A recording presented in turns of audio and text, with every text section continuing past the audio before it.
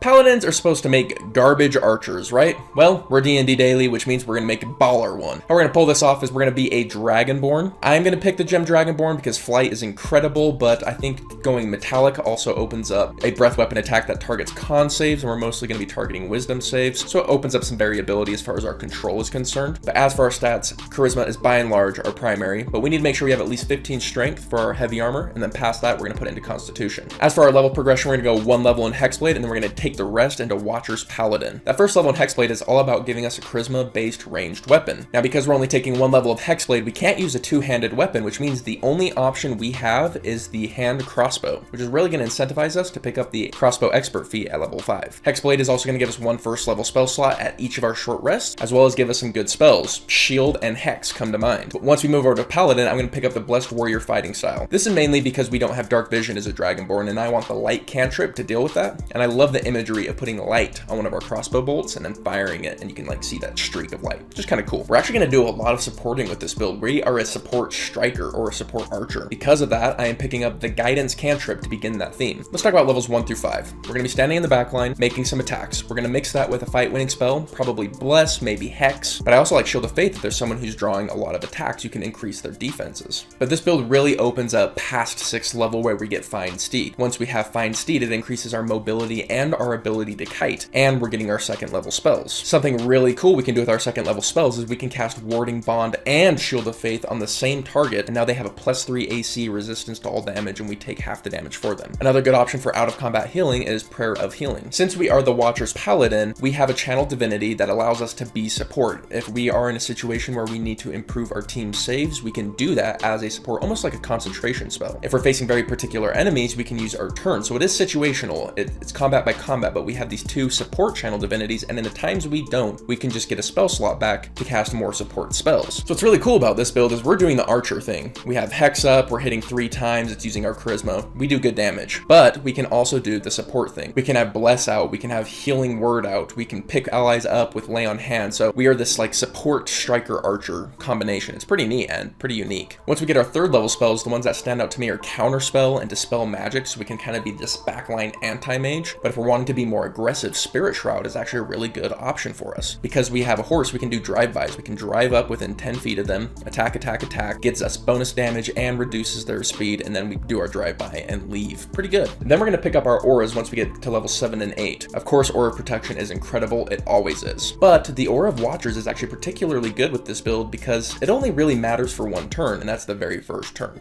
right at the beginning of combat. And that's when you're most likely to be near your allies. Being an Archer Paladin, a lot of times you're going to be away from your allies, and so by taking the Watcher's Paladin, it was the aura that fit our playstyle best. Now, adding more charisma is completely viable, but you can also pick up the Dragon Fear feat. The Dragon Fear feat is especially good if you have an odd charisma because it is a half feat, and it's an incredible feat. And what it's really going to allow us to do is to trade our breath weapon attack for basically a fight-winning spell, and we can run our horse in, use Dragon Fear, and run our horse out. And it gives us a great option against mobs of enemies, which otherwise we would struggle with. Now, not only are we a single target damage dealing specialist with tons of support options on top of some crowd control, mix that with our great AC combined with our great saves, and we are just an extremely well-rounded character. The main weakness we'd have is we don't have a ton of long-ranged options, but when you mix mid-range with a high mobility steed, it kind of feels like you have long-ranged options. So overall, it's a really solid build that is way better than I thought Archer Paladins could be, so I kind of surprised myself with this one. But what I'd love to hear is how you guys would pull off your Archer Paladin. If you are interested in supporting the channel and getting some awesome benefits at the same time, consider checking out our Patreon. But with that, my friends, I hope you have yourselves an incredible day, and I'll catch you on the next one. See you then.